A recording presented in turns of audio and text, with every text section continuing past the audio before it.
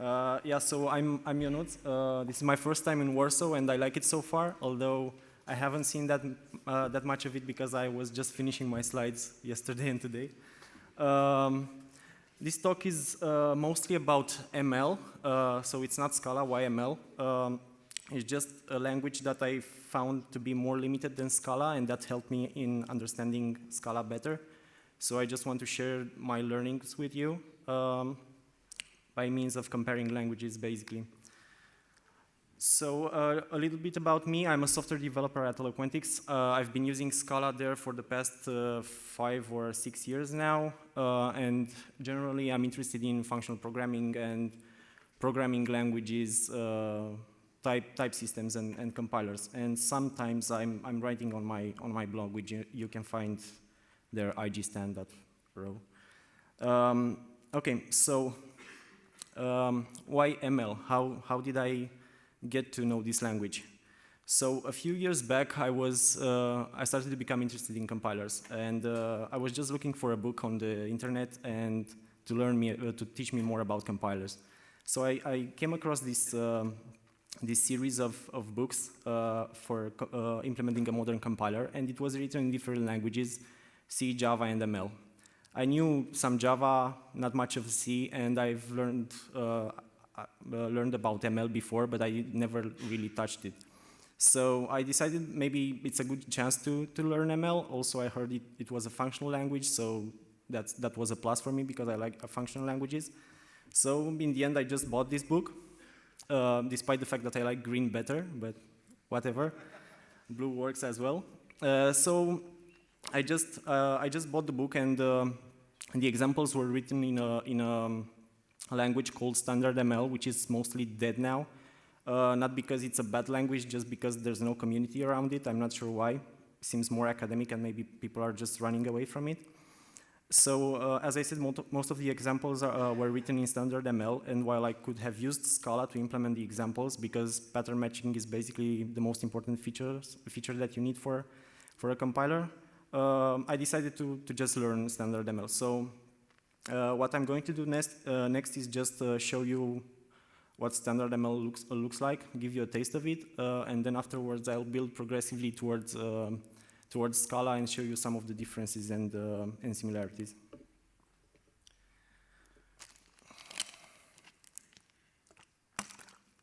So Standard ML is a typed functional language. That means you need to declare types. It's no dynamic language. And to get a feel of it, I'm going to go through an implementation of the option data type that you can find in Scala, and you'll draw some parallels from seeing in this example. So an option data type is introduced like this. You have the keyword data type, and you give it a name, option.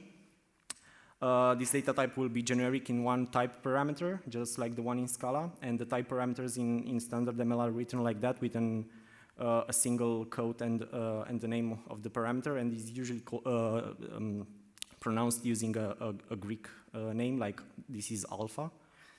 And this option data type is basically a sum type, is an enumeration of two cases, none, or a sum that contains the A that we've declared, and this looks pretty familiar to Scala. Next, I'm going to show how to implement the map function. Is anyone familiar with the map function on option? Right? Yeah, okay. So the map function on options basically just applies a function over the value contained in a sum, if that option is a sum. If it's a none, it doesn't apply the function. So we have this function called map, which takes a function, another function as an argument. So we have a higher order function. It takes the option value as the last argument, and then we just do case analysis, or just pattern matching basically, on the option value. We verify if that is a none, in which case we just return a none, or if it's a sum, we just build a new sum after we applied the received function on the value that was inside the sum. Looks pretty familiar to Scala to me. Well, actually, Scala drew inspiration from ML, so it's no surprise. So how do we use this? We just enter a standard ML REPL, This is the standard ML of New Jersey. The executable is called SML. We can enter the definition of the option data type. Hit enter, it will show us what it evaluated to. We can enter the definition of map. Hit enter, it will show us the type of the function. And now we can build a new sum value, assign it to a local identifier called A.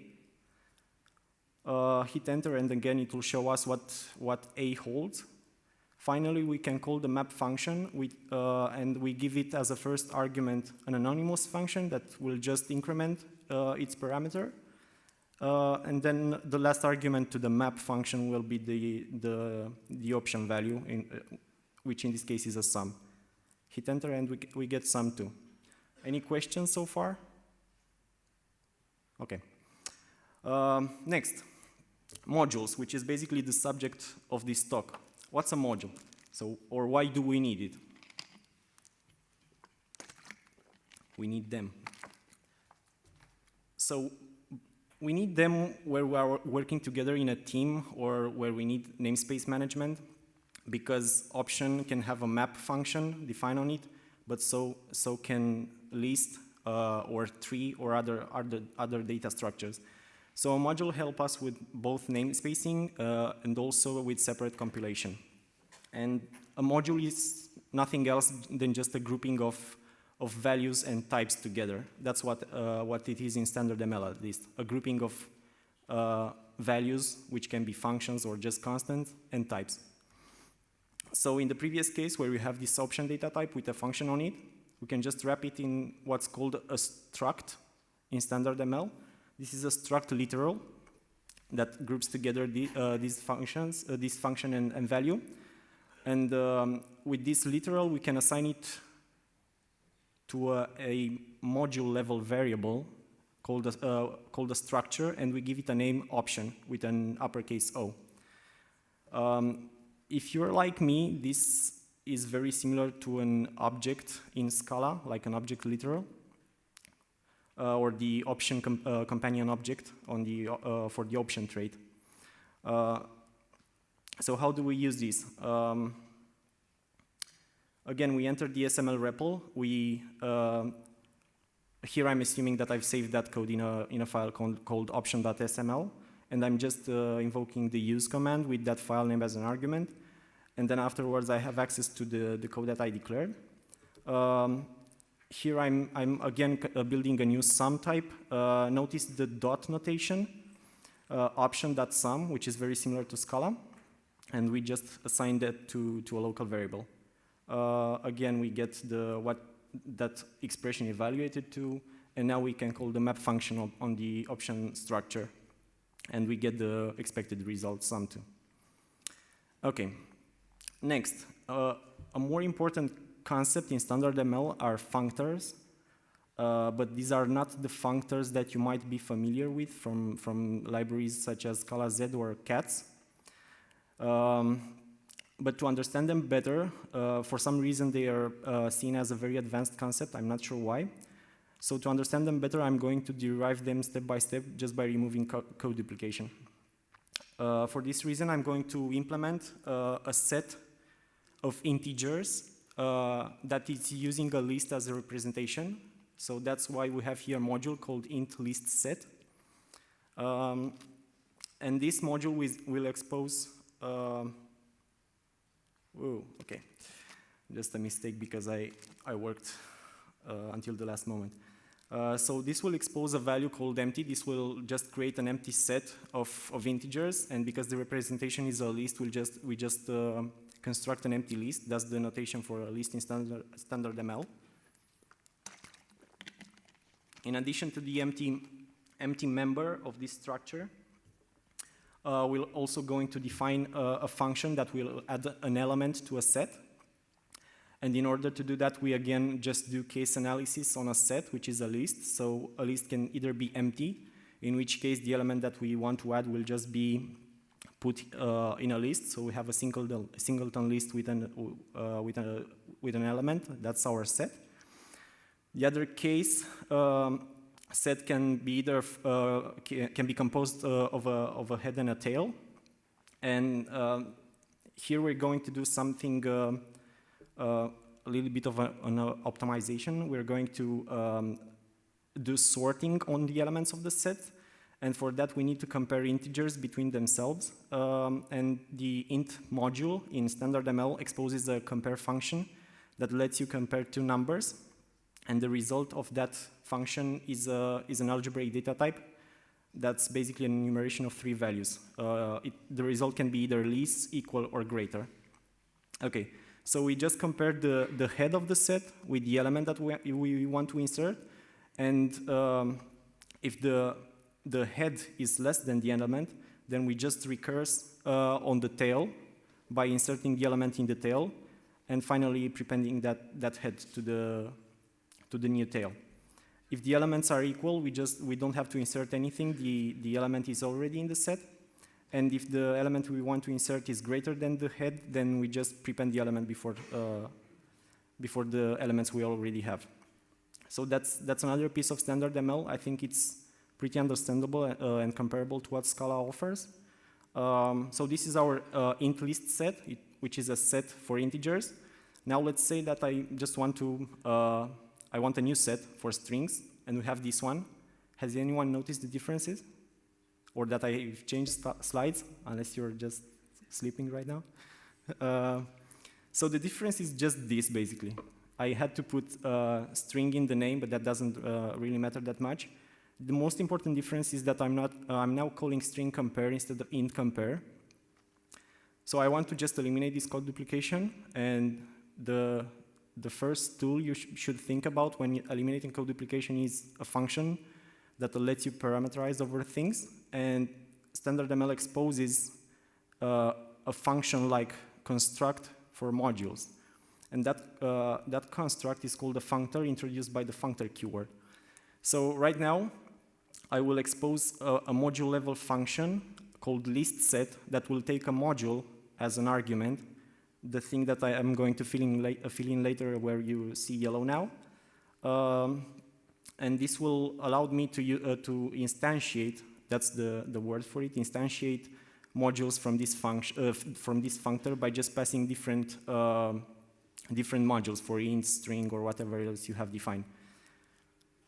So just as a quick remark, standard ML is a functor in standard ML is a module level function that takes a module as an argument and produces a module as a result. As I said, there's no relationship between the functor here and the functors in the cats and Scala Z libraries. So back to the code, we have these yellow holes that we have to fill, and we just have to pick a name for the parameter, and I'll call that LM from element, and that's basically the name of a structure that is a module, and we'll use that when calling the compare function. Now, standard ML is a statically typed language, and right now right here we have a function, albeit a module level function that is a functor. So the parameter has to have a type, and this is where we get to another concept because we have to declare the type of the LM module that is passed as an argument. We need to introduce another concept called a signature. And basically a signature is what we are going to put on after the functor parameter to declare its structure. It's this here. So how do we do this? Well, we just gather the members that the module has to implement and list them somewhere. We see we just put somewhere that compare is a function taking a tuple from two types t. We don't know what t is yet, and returns an ordered data type that we've seen. It's either less, equal, or greater. Now, because we don't have that t type, which represents the types that we want to compare, we also have to declare that the module has to implement a type t. So basically, this is an abstract type, and it's basically just an interface or a trait in Scala.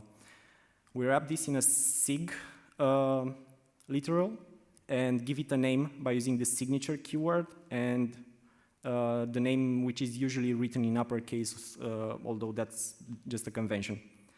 So a signature can be seen as the type of a module, and it specifies the types and values that a module must define.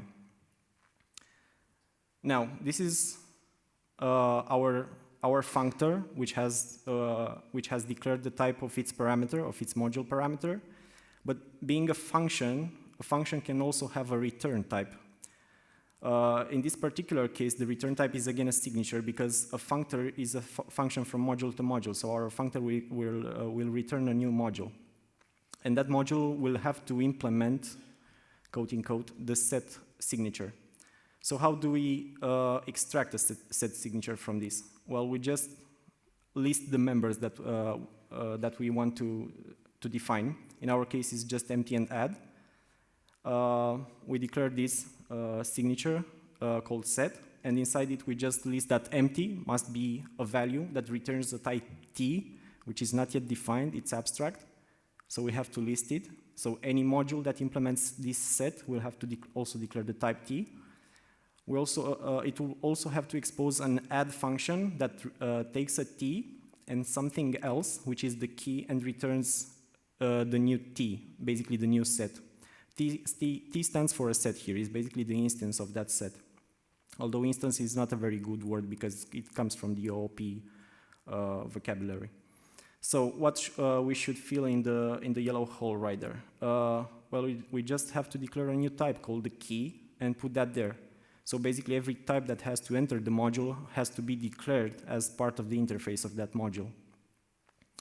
So this is the final piece of the code. As you can see, this set signature has introduced this type t and type key, which we haven't yet declared in the functor. So we have to go back to the functor and list them there as well. It would have been optional if we didn't declare the return signature, but we declared it, so we have to put them there. Otherwise, the compiler would have just inferred types based on Hindley-Milner type inference.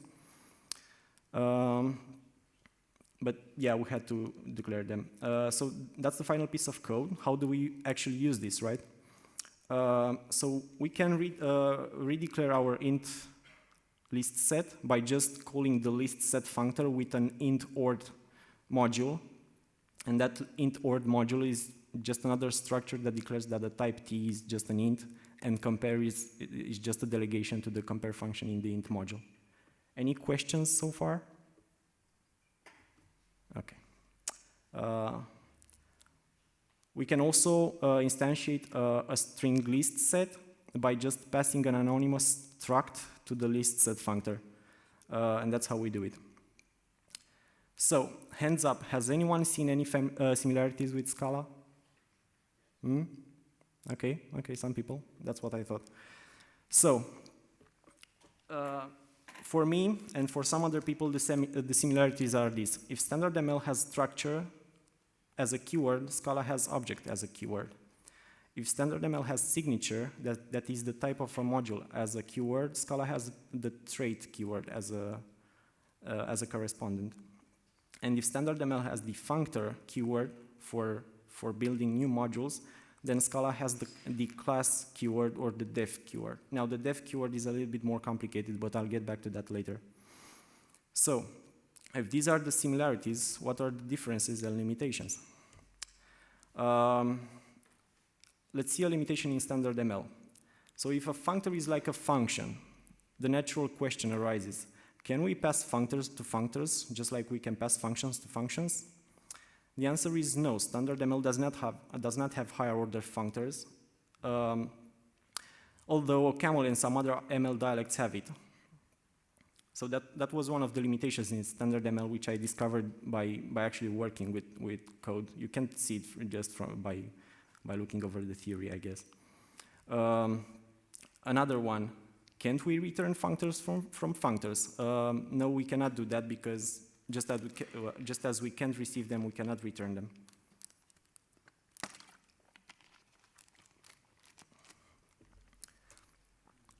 Now let's see one in Scala.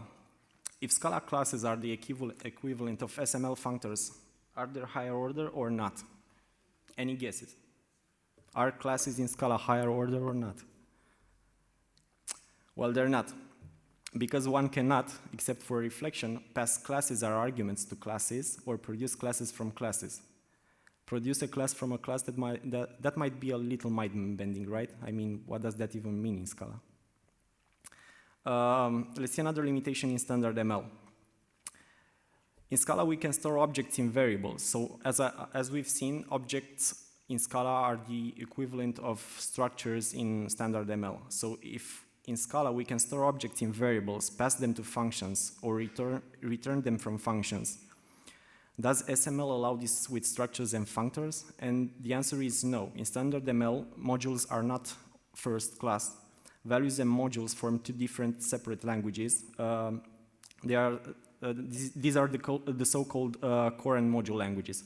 So basically in standard ML you have to work with two languages. You have the languages of values, that is basically functions and types, and then you can bind these together using the language of modules, which has structures and functors and signatures.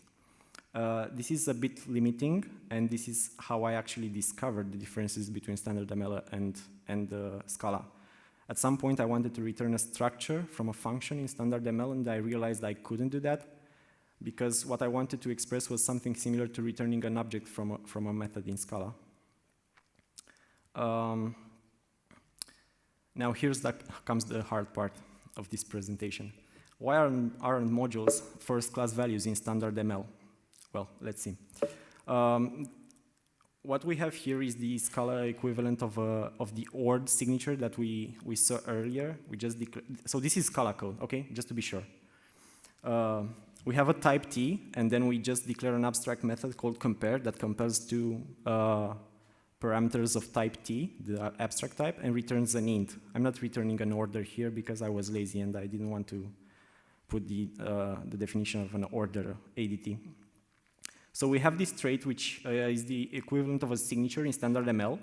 Then we declare an object called int_ord that represents ordering on int, and we declare that it extends, that is implements ord, and we just implement it by using difference between integers. Now we declare the signature of a set. We have the type T and K that we saw earlier, and the two values that it has to expose, the methods in this case, the empty method that returns the type T representing sets, and the add method that takes a set as an argument, the element we want to insert into it, and returns a new set. Now this is the equivalent of the list set functor in standard ML. It takes an instance of an ordering, abstract ordering, and then based on that, it declares the type key, K, which is basically the key. It's a delegation to the ord.t type. And then basically the rest of it, I don't know, is mostly boilerplate, and the final stuff, you don't care about it because we already seen how to insert an element into a sorted list. So this is basically just the list set functor in standard ML, okay? Now, let's assume we want to implement a Twitter client. And one of the things that we want from a Twitter client is to fetch the followers of a given Twitter handle or username. And we'd like to represent that using a set. So that method should return a set because the followers should be unique, hence a set. So we'll just declare this user set object that is an instantiation of list set by passing it. It should have been an user ord here because it's an ordering on users, not on ints. So that was a mistake. So it's list set user ord right there. Okay, so now we can implement the followers method given a string username. We just say that var users, it's an empty set for now. Then we just put something where the comments are, the comment is right now, and then finally we return the users. So we return the set. Now let me do a little change and move the object here. Again, the typo the mistake persists where is int ord right now. It should have been user ord, which we haven't defined yet actually. So now the user set object is inside the method, not outside it. I'm also going to do a little change. I'm going to say that user set is not an object, is a value, which are which resemble each other in quite a few senses. So user set is now an object which we assign the value of instantiating the list set class. And the other stuff is the same. Now, what's the type of the local variable users? Well, it's userset.t. And if you're familiar with some of the more advanced concepts in Scala, this is what it's called a path-dependent type, because that t over there depends on a value, on a local variable. So userset is not a type, it's a local variable, and that exposes a type. So this is what's a path-dependent type in Scala. Now, what's the return type of this function? Well, if you let the Scala compiler infer it, it will show something like this, which is frightening, I would say. So now this method returns a list of some type t's that are nested inside an object ord, which are nested in some other object user set, given some, I don't know what, user set implementing the list set type. That's a mouthful. This can be simplified a little bit. This is the most specific type that Scala has inferred. This can be simplified a little bit by, oh, right, we need to add this import because otherwise the Scala compiler complains. So as I said, this can be simplified by just saying that the method returns the type t nested inside the user set local object, given some user set local object that implements the set trait. And this is basically just the equivalent of what's a context type in Scala, where we have this set hash t type. So while writing these pieces of code, I actually understand how hard it could have been for standard ML to actually allow structures to be first-class values in the language. So the actual reason why modules aren't first-class values in standard ML is because having types as components of a signature seems to require the notion of dependent types if the language were to support first-class modules. And Scala has path-dependent types for this. This adds complexity to the language, and I assume when standard ML was described in the 80s, either the theory for dependent types wasn't that well defined, or just they didn't want the complexity in the language. Some other differences. Standard ML modules are not mutually recursive, while Scala's objects and classes are.